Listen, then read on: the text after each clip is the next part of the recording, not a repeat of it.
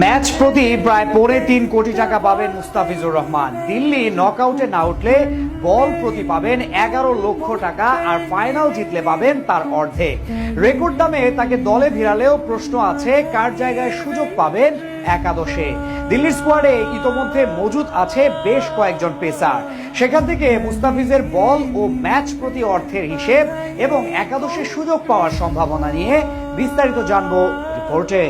বুধবার বিকেলে আচমকা আইপিএল এর শীর্ষ ফ্র্যাঞ্চাইজি দিল্লি ক্যাপিটালস এর ফেসবুক পেজে পোস্ট। সেখানে ছবিটি ছিল মুস্তাফিজুর রহমানের, ক্যাপশনে লেখা Mustafizur Rahman is back after 2 years. এমন একটা দৃশ্য দেখে স্বভাবত চমকে যায় দেশের ক্রিকেট প্রেমীরা। পরবর্তীতে জানা যায় 2025 সিজনের বাকি অংশের জন্য পুরনো দল দিল্লি ক্যাপিটালস এর নাম লিখিয়েছেন টাইগার কাটার মাস্টার। পরে অবশ্য তার পারিশ্রমিক সম্পর্কে জানা যায় আইপিএল এর ইতিহাসে কোনো বাংলাদেশি হিসেবে সর্বোচ্চ 6 কোটি রুপিতে খেলতে যাবেন তিনি।